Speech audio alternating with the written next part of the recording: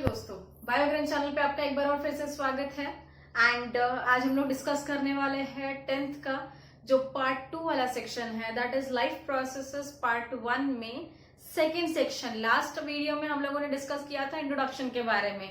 ना इस वीडियो में हम लोग डिस्कस करने वाले हैं कि एनर्जी ट्रांसफर किस तरीके से किया जाता है।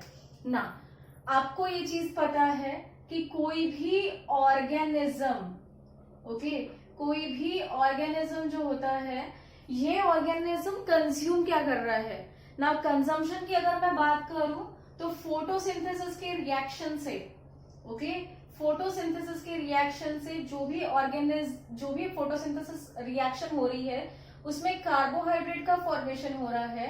एंड यही कार्बोहाइड्रेट को कंज्यूम करने वाला कौन है? ह्यूमन है, या तो मैं कह सकती हूँ कि इसी को कंज्यूम करने वाला कौन है? एनिमल है, राइट ना। एनिमल जब इसका कार्बोहाइड्रेट को कंज्यूम करेगा सो क्या होगा? यहाँ पर मेटाबॉलिक रिएक्शंस होंगी ना। मेटाबॉलिक रिएक्शन में हमारे पास में कार्बोहाइड्रेट का डिग्रेडेशन जब होता है तो it is degraded into pyruvic acid and इसके बाद में इसका फॉर्मेशन होता है इनटू एसिटिल कोएंजाइम ए। ठीक है, चलिए इसी प्रोसेस को हमने कहा है ग्लाइकोलिसिस ना। ये ग्लाइकोलिसिस की प्रोसेस होती कहाँ है? मान लीजिए अगर मैंने किसी एक सेल के बारे में डिस्कस किया है, सो ये सेल जो रहेगी, ठीक है, ये जो सेल है इसको एक स्पेसिफिक न्यूक्लियस है और इस न्यूक्लियस को प्रेजेंट है एक माइटोकॉन्ड्रिया। क्या प्रेजेंट है? एक माइटोकॉन्ड्रिया प्रेजेंट है ना। ये जो माइटोकॉन्ड्रिया रहेगा ये साइट प्रोवाइड करता है, ठीक है, ये साइट प्रोवाइड कर रहा है एनर्जी फॉर्मेशन की। ठीक है, ये साइट प्रोवाइड कर रहा है किसकी? एनर्जी फॉर्मेशन की। सो माइटोकॉन्ड्रिया की प्रोसेस में ग्लाइकोलिसिस जो होता है, ठीक है, ये ग्लाइकोलिसिस होता है सेल साइटोप्लाज्म में।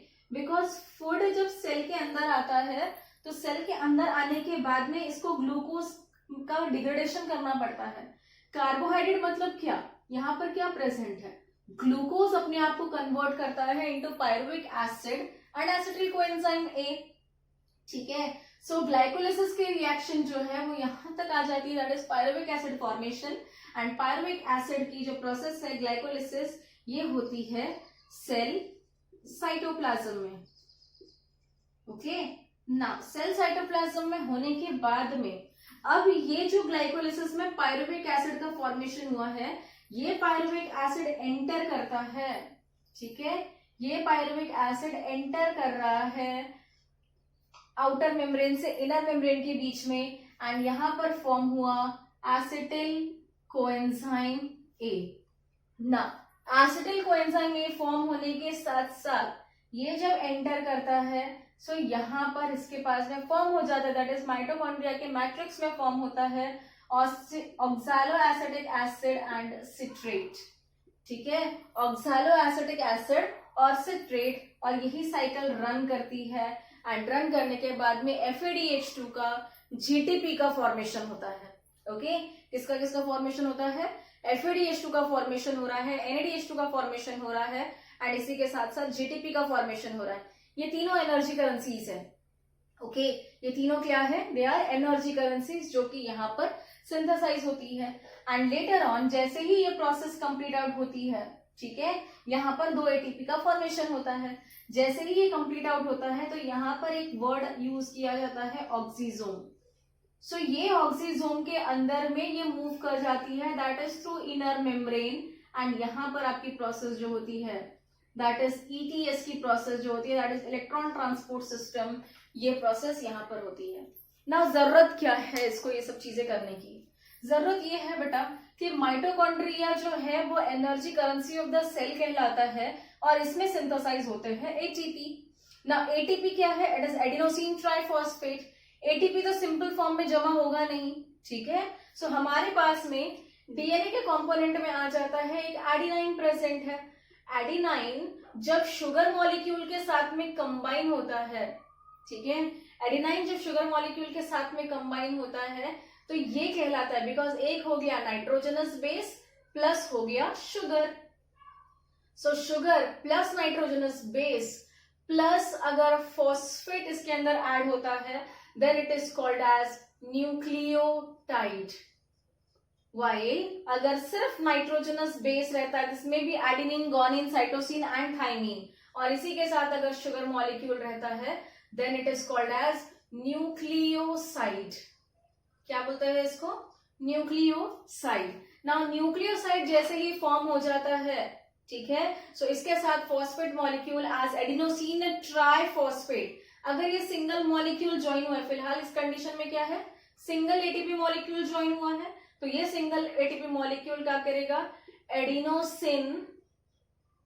एडिनोसिन मोनोफॉस्फेट को लीड करेगा. वाइल अगर इसके साथ में दो ज्वाइन होते हैं तो ये डाइफॉस्फेट को लीड करेगा. वाइल एडिनोसिन के साथ में अगर ट्राई, दैट मीन्स 3 फॉस्फेट अगर ज्वाइन होते हैं तो it will be called as triphosphate. So ये फॉर्म करने के लिए, दैट इज एटीपी फॉर्म करने के लिए, एडिनोसिन ट्राइफॉस्फेट फॉर्म करने के लिए इसको क्या चाहिए, तो 3 फॉस्फेट मॉलिक्यूल चाहिए. और ये 3 फॉस्फेट मॉलिक्यूल कब आएंगे इसके पास में, जब ये फॉस्फेट को एब्सॉर्ब करेगा. दैट मीन्स एक फॉस्फेट हो गया, दूसरा फॉस्फेट हो गया और ये तीसरा फॉस्फेट हो गया. इन केस जैसे ही ये डिग्रेड हो जाता है, दैट मीन्स अगर एटीपी में एक भी फॉस्फेट कम हो गया तो ये कन्वर्ट हो जाएगा एडीपी में, और अगर एक और फॉस्फेट कम हो गया तो वो एएमपी में कहलाएगा, दैट इज एडिनोसिन मोनोफॉस्फेट. सो इस तरीके से इसका फॉर्मेशन होता है. सो ये मेन फॉर्म करने का प्रोसेस जो है वो माइटोकॉन्ड्रिया कर रही है, और माइटोकॉन्ड्रिया को एटीपी बनाने के लिए इस सिस्टम की जरूरत है, that is electron transport system. And इस इलेक्ट्रॉन ट्रांसपोर्ट सिस्टम को चाहिए ग्लूकोज, बिकॉज ये कार्बोहाइड्रेट को डिग्रेड करेगा, कार्बोहाइड्रेट पायरुविक एसिड में. देन उसके बाद में यहाँ पे जो ऑक्सालोसिट्रेट की प्रोसेस हो रही है, oxalo acetic acid and citrate की, ये लीड करती है क्रेब्स साइकिल को, एंड क्रेब्स साइकिल होने के बाद में मूव करता है ईटीएस की तरफ में. इसीलिए ये 3 प्रोसेस बहुत इंपॉर्टेंट है, जहां पर हम लोग glycolysis, Krebs cycle and ETS ये स्टडी करते हैं, एंड किस तरीके से 38 एटीपी किसी एक रिएक्शन में फॉर्म हो रहा है या रेस्पिरेशन की रिएक्शन में फॉर्म होता है, ये चीज स्टडी करते हैं. ओके, सो इस फॉर्म में हमारे पास में प्रोसेसेस हो रही है. अब क्या हमारे पास में सिर्फ कार्बोहाइड्रेट ही एनर्जी सोर्स होता है? कार्बोहाइड्रेट ही सिर्फ एनर्जी सोर्स प्रोवाइड कर रहा है क्या हम लोगों को? हमारी बॉडी में हमारे पास में क्या प्रेजेंट है? लिपिड्स भी प्रेजेंट है ना. इसी के साथ साथ हमारे पास में क्या प्रेजेंट है?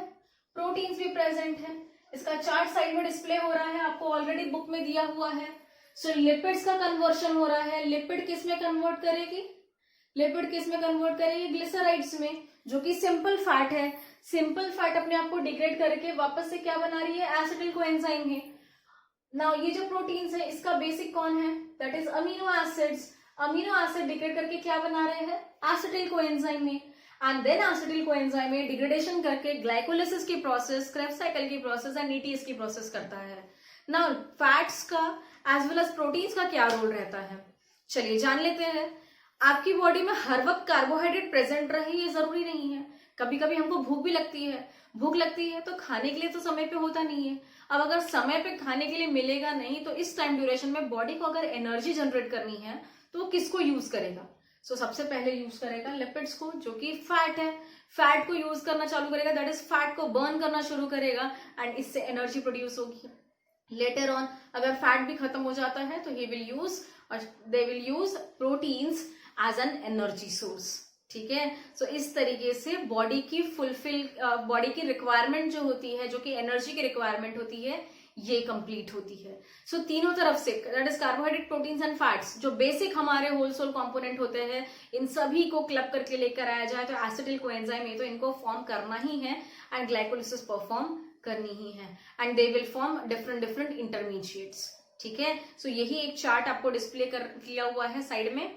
वाइल इसके बाद मूव करते हैं हम लोग नेक्स्ट इसके तरफ कि एनाएरोबिक रेस्पिरेशन क्या होता है. ना एनाएरोबिक रेस्पिरेशन मतलब ही ये है कि यहां पर आपके पास में नेक्स्ट चीजें, दैट इज जो एनाएरोबिक ऑर्गेनिज्म है वो शुरू होती है. रेस्पिरेशन को अगर आप स्टडी करेंगे बेटा तो रेस्पिरेशन की प्रोसेस जो है ये 2 हिस्सों में क्लासिफाई होती है, as aerobic respiration and anaerobic respiration. ना एरोबिक को तो हमने डिस्कस कर लिया, दैट इज एरोबिक में हो रहा है ग्लाइकोलिसिस, क्रेब्स साइकिल